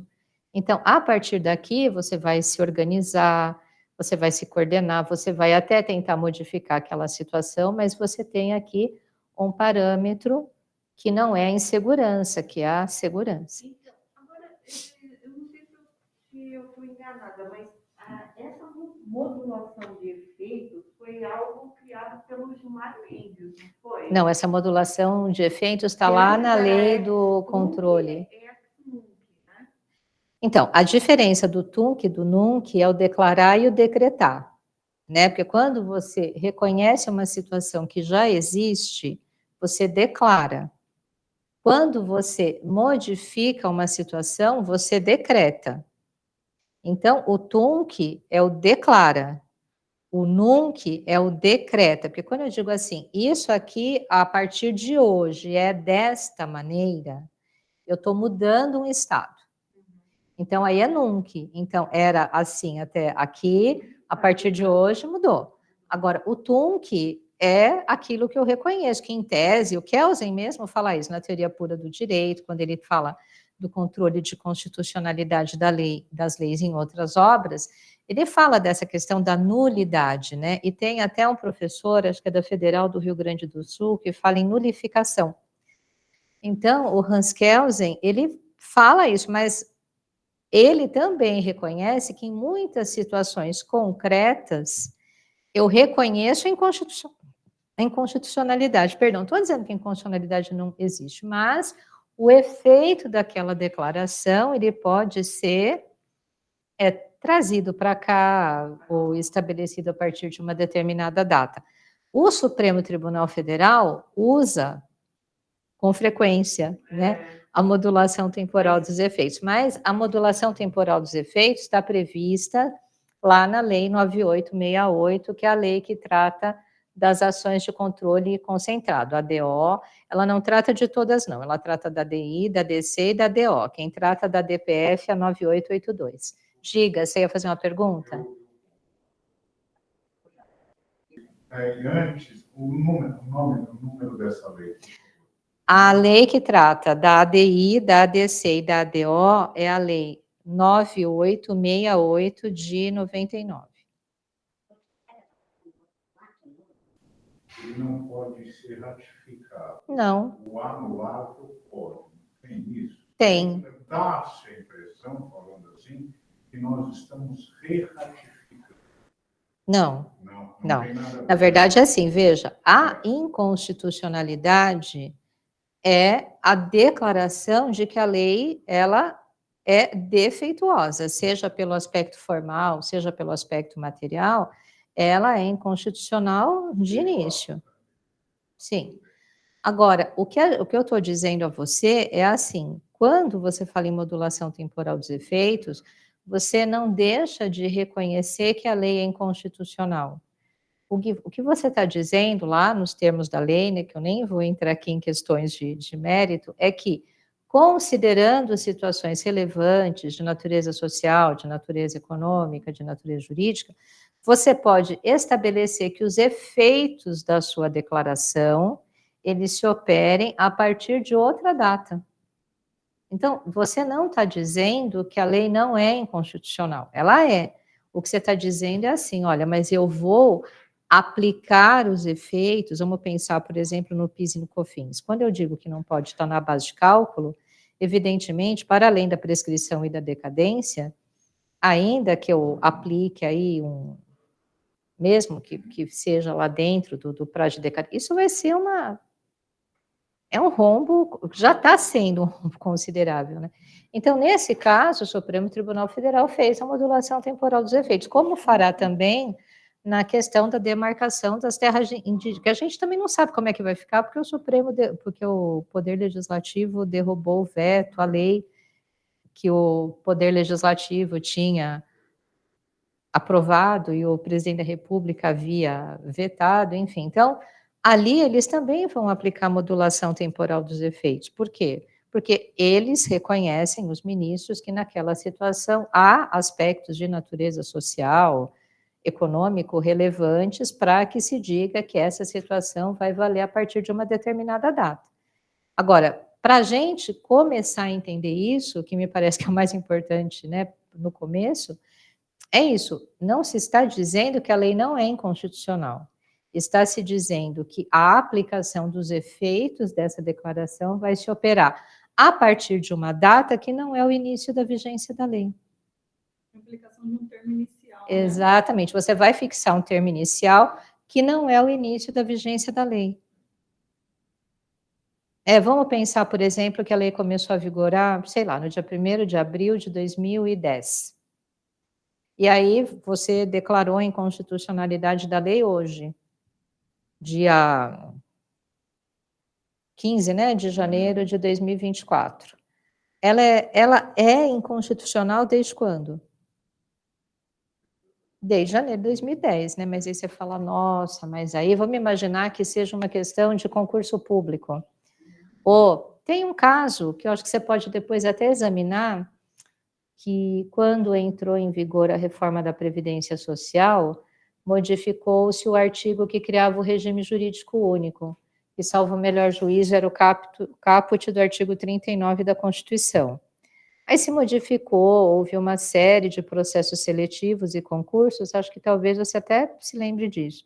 E aí depois se concedeu uma medida liminar numa ação direta de inconstitucionalidade para suspender a eficácia daquele caput, daquele artigo. Mas e aquelas pessoas que já tinham feito processo seletivo, que já tinham sido chamadas, tudo isso? Se você considerasse ex tunc, todas aquelas pessoas estariam sem emprego naquele momento. Então, ainda me parece que essa ação já foi até julgada no mérito, com certeza aqui teve modulação temporal dos efeitos. Porque se não tivesse modulação temporal dos efeitos, nesse caso específico, todas as pessoas que de boa fé prestaram o processo seletivo estariam prejudicadas, né?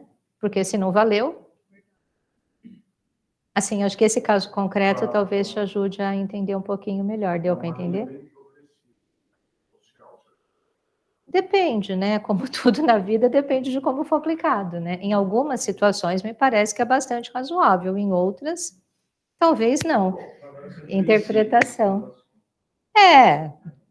Então, mas assim, o que eu me lembro que eu já estou aposentada faz muitos anos, né? Mas o que eu me lembro lá, antigamente, que a aplicação da modulação dos efeitos pelo STF, ela não era muito comum, né? Foi o Gilmar Mendes que começou. Então, ela podia não ser muito aplicada, mas ela estava na lei. Aí, não protegendo nem criticando, mas o que me parece que tem acontecido nos últimos anos é que, assim, isso tem a ver com uma outra questão que nem é uma questão do nosso curso, né? Que é a questão da ampliação da jurisdição constitucional do Supremo. Então, a partir de 1988, como você tem, assim, uma Constituição principiológica, uma Constituição extensa, uma Constituição que trata de um monte de coisa, a jurisdição do Supremo, ela foi sendo ampliada. Então, aquilo que não havia tanta aplicação, sei lá, em 1988, 1990, até o começo dos anos 2000, hoje, assim, se a gente pensar a partir de 2013, 2014, 2015, a questão da constitucionalidade das leis e dos atos normativos, a questão da responsabilidade dos políticos, um monte de questões que são também da competência do Supremo. Vamos pensar que o artigo 102 da Constituição tem mais de 20, 25 incisos, né? Muita competência. Você tem a competência originária, você tem a competência recursal ordinária, você tem a competência recursal extraordinária, é muita coisa.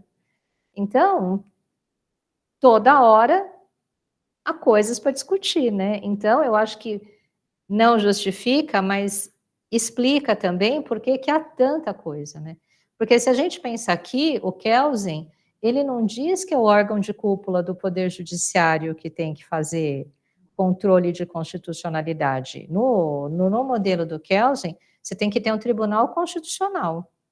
Um tribunal que só trate de controle de constitucionalidade. Então, vamos pensar, se a gente subtraísse, né, se a gente fizesse aqui um exercício, todo mundo tivesse com a Constituição aqui, e a gente pensasse que o Supremo Tribunal Federal só faria controle de constitucionalidade, ou que um tribunal constitucional fizesse isso, ficaria o 102.1, o parágrafo 1º, que é a DPF, o 102.3, que é a competência do recurso extraordinário, que é o controle difuso de constitucionalidade, e o 103, que é a ação por omissão. Todo o resto sairia. Então, essa questão do Tribunal Constitucional me parece que faz uma diferença, assim, absurda, que é o modelo que o Kelsen preconiza. E diz que os ministros vão ser indicados, né? Isso aqui não tem concurso, não tem quinto, não tem nada assim, mas esse órgão, ele não está vinculado a poder nenhum, não está vinculado nem ao executivo, nem ao legislativo, nem ao judiciário. É um tribunal constitucional. Então, isso, né, tira aí um pouco das questões. Na América Latina, quando a gente pensa nos países aqui da América Latina, eu escolhi 4, escolhi Argentina, Chile, Colômbia e Paraguai.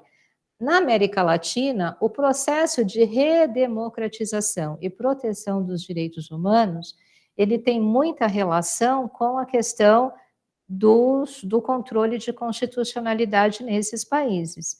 Então, embora você tenha lá, na Argentina, o controle difuso no modelo clássico dos Estados Unidos, no Chile, um modelo híbrido, onde há uma Câmara Constitucional, um Tribunal Constitucional, onde uma parte das questões são discutidas pelo Poder Judiciário e outra parte por um Tribunal Constitucional. No Paraguai também e na Colômbia também, você tem aqui países que passaram por processos autoritários. E países nos quais houve modificação de Constituição depois desses processos. Então, com exceção do Chile, né, que ainda vive na vigência da Constituição do governo do Augusto Pinochet, mas está elaborando uma nova Constituição, nos outros países houve modificação constitucional. Argentina também, né, não há Constituição recente, mas houve modificação com relação às questões de controle de constitucionalidade de poder judiciário. E eu coloquei a Colômbia aqui porque eu queria chamar a atenção de vocês para uma questão. A Colômbia tem uma teoria, uma situação que já foi julgada pelo Supremo Tribunal Federal aqui no Brasil em sede de ADPF, que é a questão do estado de coisas inconstitucional. Estado de coisas inconstitucional. Então, isso foi uma teoria desenvolvida aqui e que no Brasil foi julgada numa DPF de relatoria do Marco Aurélio Mello a respeito do sistema penitenciário brasileiro.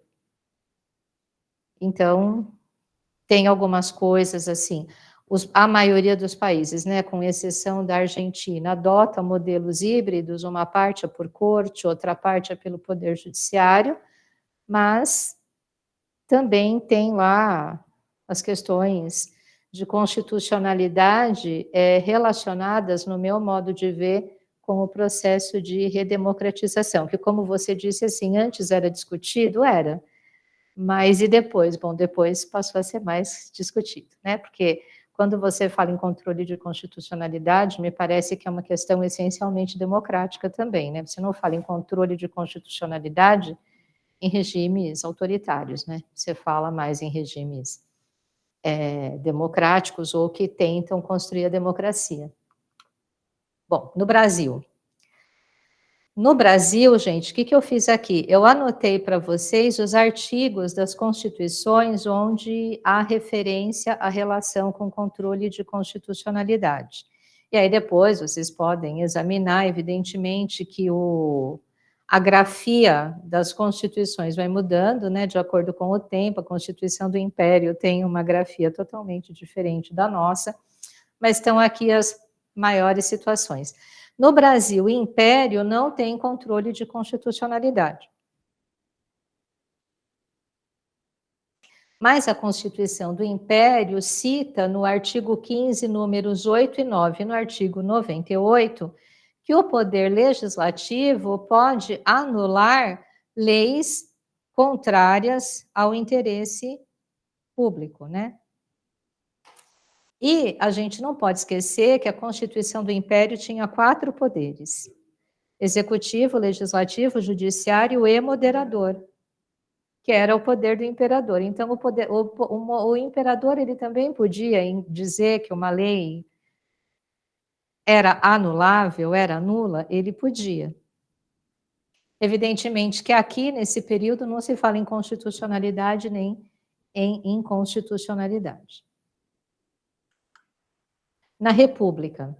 Quando a República é proclamada, lá em 1889, na sequência é editado um decreto, o Decreto 848 de 1890. E esse decreto 848 de 1890, ele trata da questão do controle de constitucionalidade nos artigos 3º e 9º, no artigo 9º, no parágrafo único e nas alíneas A e B. Esse decreto adotou o controle de constitucionalidade pela via de exceção, controle difuso. Por que a gente chama o controle difuso também de controle pela via de exceção? Porque exceção, na teoria geral do direito, é defesa. Então, é uma exceção, né? Eu quero me defender, eu suscito a inconstitucionalidade para ver o meu interesse protegido ou resguardado. Bom, na via de exceção do decreto 848, só pode haver a verificação da constitucionalidade ou da inconstitucionalidade a partir de um caso concreto e da provocação da parte.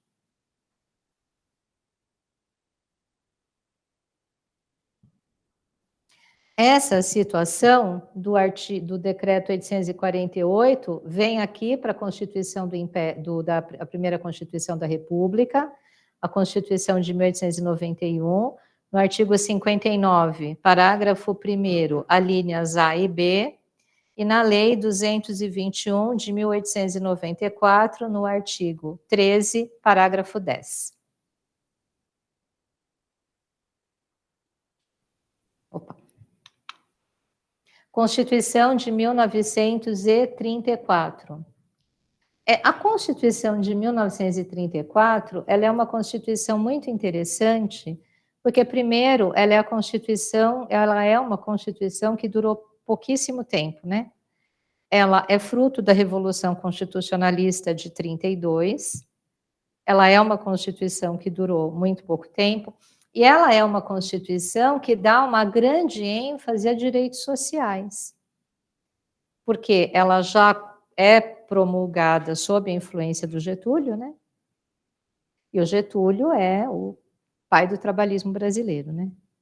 Então, lá na Constituição de 1934, você tem menção a questões de controle de constitucionalidade no artigo 7º, inciso 1, a linha A, até H, no artigo 12, parágrafo 2º, no artigo 41, parágrafo 3º, no artigo 76, inciso 3B e C, 91, 4, 96 e 179. Continua sendo o controle difuso de constitucionalidade? Sim, continua sendo o controle difuso de constitucionalidade. E aí, a declaração de inconstitucionalidade, ela pode ser feita pela maioria da totalidade dos membros dos tribunais. A sua pergunta do Senado aqui, ó. Aí a gente começa a falar em competência do Senado para suspender no todo ou em parte lei ou ato normativo com efeito erga omnes. E a gente começa a falar também em representação interventiva. O que é essa representação interventiva? É a ação de intervenção proposta perante o Supremo Tribunal Federal. Tudo bem? Constituição de 1937, Constituição do Estado Novo. Essa Constituição de 1937, que é uma Constituição autoritária, que é uma Constituição que a doutrina dá um apelido para ela, né? Chama essa Constituição de polaca. Por quê? Porque dizem que essa Constituição ela tem muita semelhança com a Constituição da Polônia. Não sei, gente, não vi a Constituição da Polônia, não posso dizer isso a vocês. Ela trata da questão do controle de constitucionalidade nos artigos 94, 96, 100, inciso 3, alíneas B e C e 319. Ela mantém a questão da representação de inconstitucionalidade para intervenção no Supremo Tribunal Federal. Mas essa Constituição tem um mecanismo que aqui e ali tentam ressuscitar, que é a questão do poder legislativo poder convalidar leis declaradas inconstitucionais pelos tribunais. Aqui e ali tentam ressuscitar essa situação. Se vocês prestarem atenção no jornal, nas notícias, na mídia, já tentaram fazer isso umas 3 vezes. Aqui e ali vem alguém e fala assim, olha, podia ter uma manifestação do Legislativo a respeito das declarações de inconstitucionalidade do Poder Judiciário. Isso não é novidade. Na Constituição de 1937, o presidente da República podia solicitar, declarando interesse público, declarando necessidade, que o Poder Legislativo analisasse declarações de inconstitucionalidade feitas pelo Poder Judiciário. Qual que é o problema disso aqui? O que vocês me dizem? O que vocês acham que aqui pode ser um problema? Bom, o primeiro problema é que essa Constituição não é exatamente uma Constituição democrática, né? E o segundo problema é que, para o bem ou para o mal, quando você tem uma decisão judicial transitada em julgado, isso tem o caráter da definitividade, né? Então, você saber que uma decisão que tem coisa julgada pode mudar, não me parece que traga segurança jurídica, né? Mas eu coloquei aqui para vocês verem que essa situação aqui e ali volta. Então, eu acho que a gente até discute, né? Porque tem a questão dos recursos e tudo isso. E como a gente viu no começo da aula, o Poder Judiciário também é submetido à Constituição. Ele é um poder constituído, né? Ele não é o poder constituinte, mas se a regra está colocada, né? Me parece que essa questão da convalidação das leis declaradas pelo Poder Legislativo, né? Por solicitação do Poder Executivo, não sei se isso pode ser uma boa ideia, né? Fica aqui para vocês pensarem e até darem uma olhadinha lá na Constituição de 37. Constituição de 46. A Constituição de 46, ela restabelece o Estado Democrático de Direito. Retorna para o sistema da Constituição de 34. A previsão está no artigo 101, inciso 2, alíneas A, B e C. E aí, uma coisa que toda vez que eu conto, os alunos ficam assim surpresos. O controle concentrado de constitucionalidade chega no Brasil em 1965, por meio de uma emenda à Constituição. Vocês viram que eu não falei de controle concentrado aqui, nem na primeira, nem em 91, nem em 34, nem em 37. Chega aqui, olha, na Constituição de 46, pela emenda constitucional 16 de 65. Então, na verdade, o controle concentrado de constitucionalidade chega em 1965. E quando a gente olha, eu já sentia isso quando eu fiz a graduação. Acredito que vocês que estudaram todos depois de mim, também devem sentir. Parece que o controle concentrado é o controle, né? Mas vejam, historicamente no Brasil, o controle difuso foi o controle que existiu até 1965, assim, sozinho, não tinha controle concentrado no Brasil. Aqui, quando a gente pensa no controle concentrado, ele chega como? Lá na emenda, né, 16, ele chega por meio da representação de inconstitucionalidade,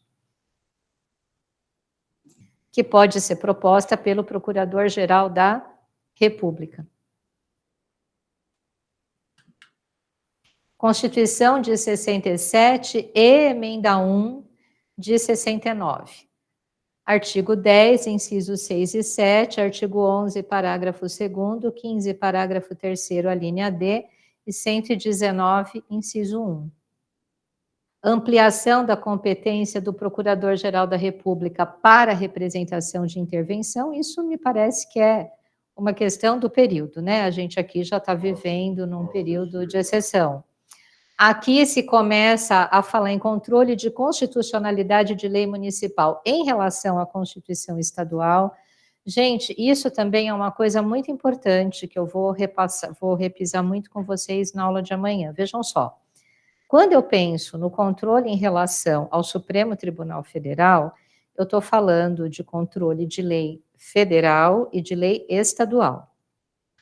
A lei municipal, ela só pode ser objeto de ação de controle concentrado em relação à Constituição estadual. E não pode ser por norma de repetição obrigatória. Então, vamos pensar, por exemplo, os princípios fundamentais. São normas de repetição obrigatória? São. A questão da estrutura dos poderes é norma de repetição obrigatória? É. Pode haver uma ação direta no Tribunal de Justiça do Estado de São Paulo, da lei orgânica do município X, por conta dessas normas, que são normas de repetição obrigatória? Não. Tem que ser norma da Constituição estadual. Então, quem quiser propor uma ação direta de uma lei municipal tem que fazer uma excelente pesquisa. Por quê? Porque se você for propor uma ação direta de lei municipal em face da Constituição estadual, só pode ser por norma da Constituição estadual. Tudo bem? Bom, e representação ao STF para interpretação de lei ou ato normativo federal ou estadual. Uma coisa é representação para declaração da inconstitucionalidade. Outra coisa é representação para interpretar. Interpretar é o que quer dizer.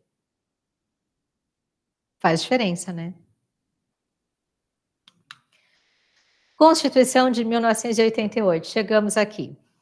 Olha só, a Constituição de 1988, ela tem o sistema mais sofisticado de controle de constitucionalidade, eu acredito que daqui do continente. Primeiro, que a Constituição de 88, lá no seu texto original, ela já trouxe essas duas características que eu indiquei aqui a vocês. Primeiro, inconstitucionalidade por ação e por omissão.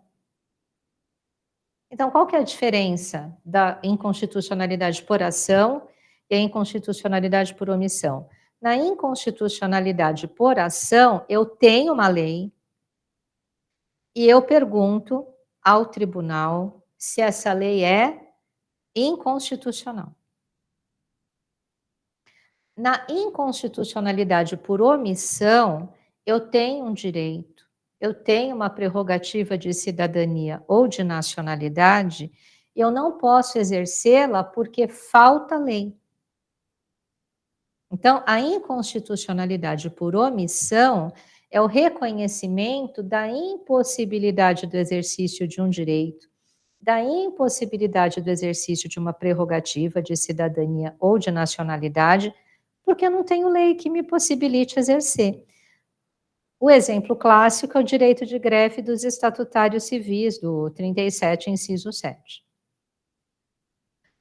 Isso eu estou falando em tese, né? Mas eu tenho como discutir omissão pela via difusa? Tenho. É uma novidade da Constituição de 88, o mandado de injunção. Então, o mandado de injunção é o processo para discussão na via difusa da omissão inconstitucional. Então, aqui, para a inconstitucionalidade por ação, eu tenho mandado de segurança, eu tenho ação civil, tenho vários, né? Mas para a discussão da omissão, eu tenho mandado de injunção. Tudo bem? Bom, e aqui eu trouxe para vocês 4 observações que eu gostaria de fazer. A primeira é que o texto original da Constituição de 88 trouxe a ADI e a ADO. Aí, em 1993, foi promulgada a Emenda 3. A Emenda 3 trouxe mais 2 ações de controle concentrado. A ação declaratória de constitucionalidade e a arguição de descumprimento de preceito fundamental, a DPF. Bom, lá em 2004 foi promulgada uma emenda que a gente conhece, né, no lugar comum, como reforma do Poder Judiciário, que é a emenda 45. E essa emenda 45, ela vem antes do Código de Processo Civil vigente. E quando essa emenda estava sendo discutida, votada, se discutia muito a questão da demora do trâmite de processos nos tribunais superiores. E aí, essa emenda traz 2 instrumentos, que hoje estão regulados no CPC. A repercussão geral e a súmula vinculante. A gente vai ter oportunidade de falar com tranquilidade dessas duas situações, mas eu vou deixar aqui para a gente não também sair daqui, né, sem saber do que a gente está falando, o seguinte: a repercussão geral, ela se tornou um requisito de admissibilidade do recurso extraordinário no Supremo Tribunal Federal. Então, a repercussão geral é exatamente o que o nome diz. Então, para que eu possa ter o meu recurso extraordinário apreciado no Supremo, aquela questão que eu estou discutindo, ela precisa ter um interesse que vá além daquele interesse que o Código, que a legislação chama interesse subjetivo da parte. O que é o interesse subjetivo da parte? É o meu. É o meu interesse. Aquela questão que eu estou discutindo, ela tem que ter o quê? Ela tem que ter interesse para outras situações e outras pessoas. Esse interesse pode ser social, esse interesse pode ser jurídico, esse interesse pode ser econômico. Porque quando a gente fala em repercussão geral, às vezes a gente tem a ideia, assim, de que é uma situação muito sofisticada, muito absurda. Não, não é, né? A gente tem repercussão geral, por exemplo, da questão do exame da ordem. O exame da ordem é importante para nós, né? Mas o Supremo Tribunal Federal entendeu que isso tinha repercussão geral, julgou o recurso extraordinário e disse que o exame da ordem tem que ser feito. Vamos fazer o exame, ponto, acabou, né? Encerrar o assunto aqui. Então, vejam, muitas vezes a repercussão geral, quando a gente vê o nome, a gente pensa, ah, nossa, é uma questão... Não, pode ser uma questão, às vezes, de um índice de correção de alguma questão, de uma questão previdenciária, porque ela não pode ser uma questão que diga a respeito apenas a mim, mas isso não significa também que precise ser uma questão, assim, imensa. Tudo bem? Tá. E a súmula vinculante é aquela súmula que o Supremo Tribunal Federal edita, e como o próprio nome diz, tem caráter vinculante. Vinculante para quem? Para todos os órgãos do Poder Judiciário, para a administração pública direta e indireta. Gente, mas olha, a súmula vinculante, ela não é vinculante para o Supremo.